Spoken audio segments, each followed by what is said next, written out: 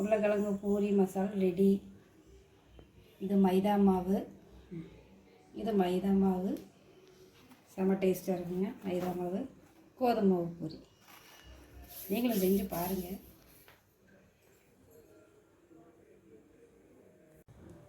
Hi friends, எல்லோரும் எப்படி இருக்கீங்க?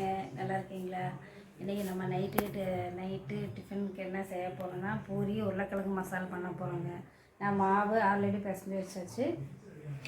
மாவு நல்லா இந்த கட்டியில் பிசைஞ்சு வச்சுருக்கேன்.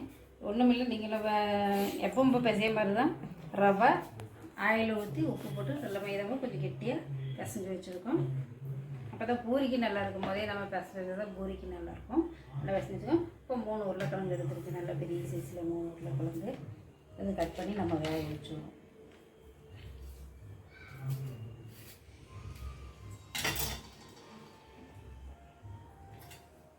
ரெண்டாக கட் பண்ணி போட்டால் சீக்கிரம் வெந்துடுங்க.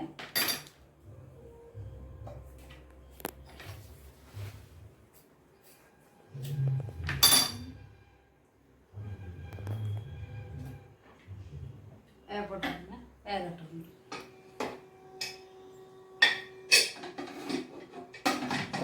நல்லா வெந்துருச்சு. சூடாக இருக்குது, மசிக்க முடியல. நல்லா மசித்து ஏதோ இங்கே எது காட்டுறோம். மசாலா பொருள், வெங்காயம், இஞ்சி கொஞ்சம் நிறைய எடுத்துருக்கேன் நான். கொத்தமல்லி தழை, பச்சை மிளகாய், ஒரு அரைப்பழம் தக்காளி, கொத்தமல்லி கருவேப்பிலை, அப்புறம் கடுகு தாளிக்கிறது. இப்போ நம்ம தாளிச்சிடலாம்.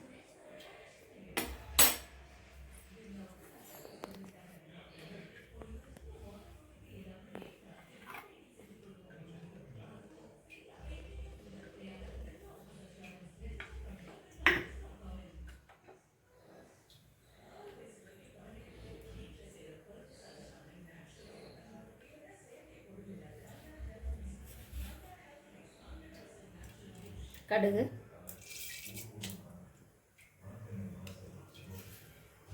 கொஞ்சம் நிறைய போட்டோம்.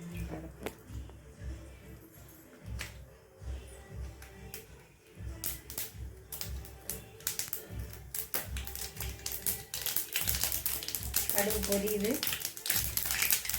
கடலைப்பருப்பு, உளுத்தம்பருப்பு போட்டுடலாம்.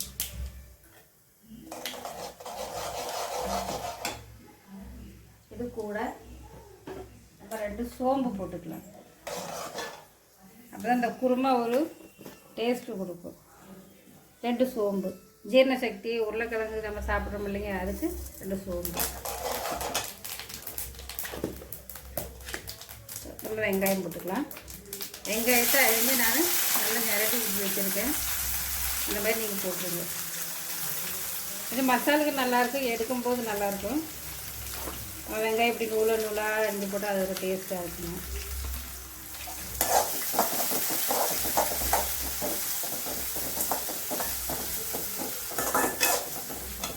ரொம்ப நம்ம கருவேப்பிலையும் போட்டுக்கலாம், இஞ்சி போட்டுக்கலாம், பச்சை மிளகாயும் போட்டுக்கலாம். பச்சை மிளகாய் நான் 3 எடுத்துருக்கேன். உங்களுக்கு காரத்துக்கு வேணும் சேர்த்துக்கோங்க.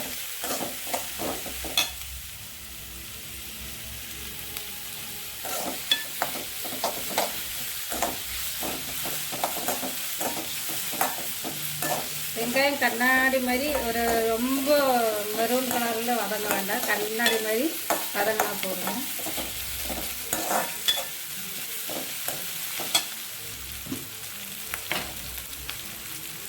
ரெண்டு உப்பு போட்டுக்கலாம்.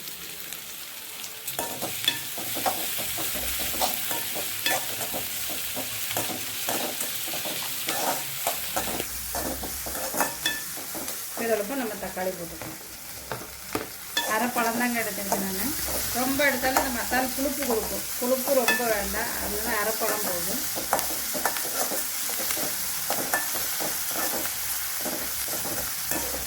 இப்போ இது கூட நம்ம மஞ்சத்தூள் போட்டுக்கலாம். இது வதக்கும் போது நம்ம மஞ்சத்தூள் போட்டுனா மசாலா வந்து மஞ்சள் கலர் கொடுக்குங்க. நம்ம இந்த மசாலெல்லாம் ஊற்றினதுக்கப்புறம் உருளைக்கிழங்கெல்லாம் போட்டதுக்கப்புறம் மஞ்சத்தூள் போட்டால் அது கலர் தெரியாது.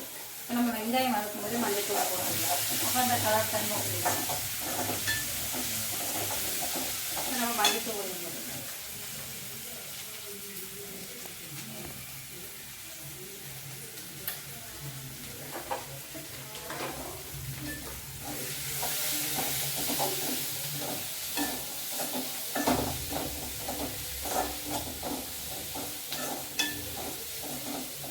வெங்காயம் இப்படி வதங்கிடும். நம்ம அது கூட இந்த உருளைக்கிழங்கு போட்டு உருளைக்கிழங்கு போட்டு ஒரு வதக்க வதக்கிக்கலாம்.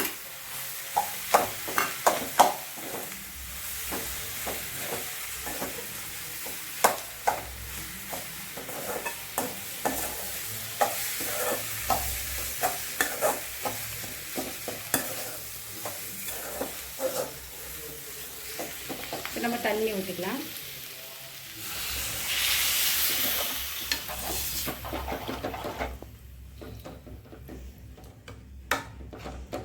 கலர் பார்த்திங்களா, நமக்கு அந்த கலர் இது கொடுக்குது. இப்போ நம்ம வெங்காயம் வதக்கும் போதே மஞ்சத்தூள் அதிலே போட்டு வதக்கிட்டோம்னா கலர் கொடுக்கும்.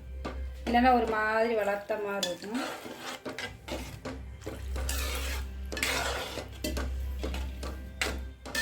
இதோடப்போ நம்ம இந்த கடலை மாவு ஒரு ஸ்பூன் கரைச்சி வச்சுருக்கோங்க. நம்ம இதுவும் போட்டுக்கலாம், திக்னஸ் கொடுக்கும்.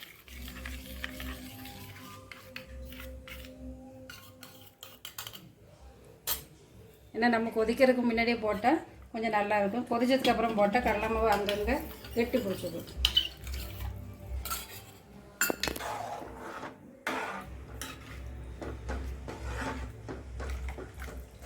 கடலை மாவு ஊற்றிருக்கும் இல்லைங்களா, அப்போ பாகமாக கொஞ்சம் கணக்காக தண்ணி ஊற்றிக்கணும்.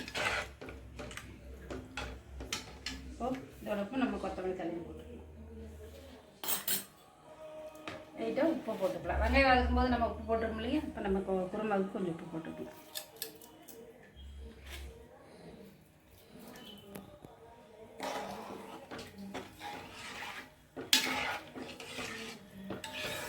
குருமா கொதிக்கட்டும்.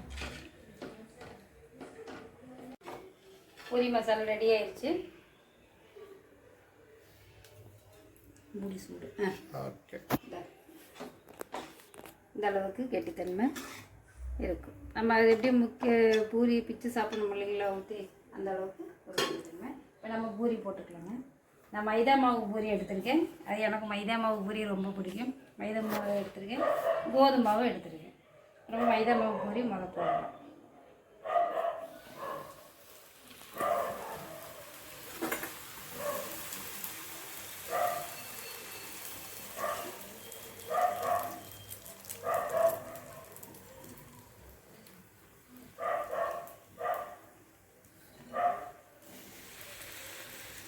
நான் ஒன்றுமே போடலை, ரவா உப்பு ஆயில் மட்டும் போட்டு பிசைஞ்சு வச்சுங்க.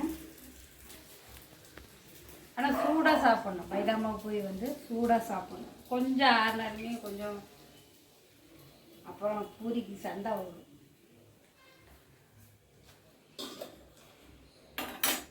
இப்போ கோதுமை பூரி போட்டுக்கலாம்.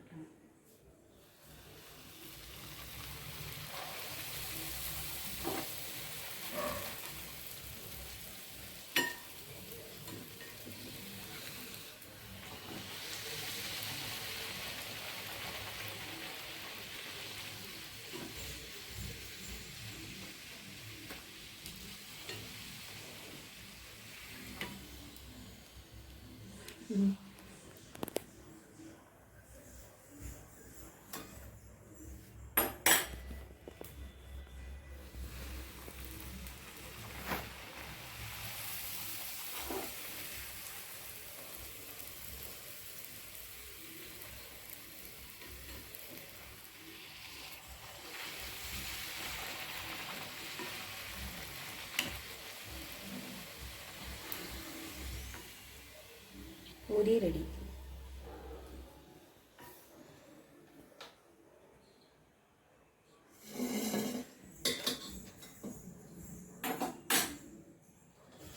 மைதா மாவு பூரி, கோதுமை மாவு பூரி டேஸ்ட்டாக இருக்கும்.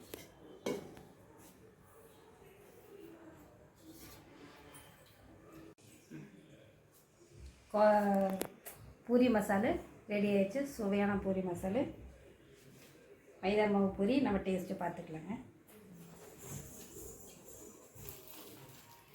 சாஃப்டாக தாங்க இருக்குது.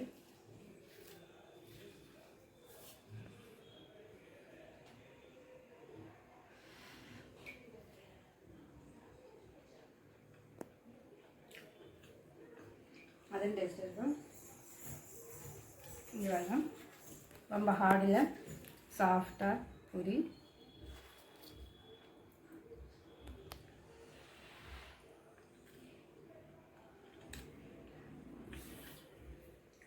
அருமையாக இருக்குங்க, சுவையான டேஸ்ட்டு. ரெண்டுமே நல்லா டேஸ்ட்டாக இருக்குது. மைதா மாவும் கோதுமை பூரியும் உருளைக்கிழங்கு மசாலா டேஸ்ட்டாக இருக்குது. நீங்களும் எப்படி செய்வீங்கன்னு தெரியல. நான் இப்போ ஈஸியான மெத்தடில் சொல்லியிருக்கேங்க. கண்டிப்பாக நீங்கள் செஞ்சு பாருங்கள். செஞ்சு பார்த்து உங்களுக்கு பிடிச்சதுன்னா கமெண்ட் பண்ணுங்கள், ஷேர் பண்ணுங்கள், சப்ஸ்கிரைப் பண்ணுங்கள், பெல் பட்டனை கிளிக் பண்ணுங்கள். Tata, bye bye.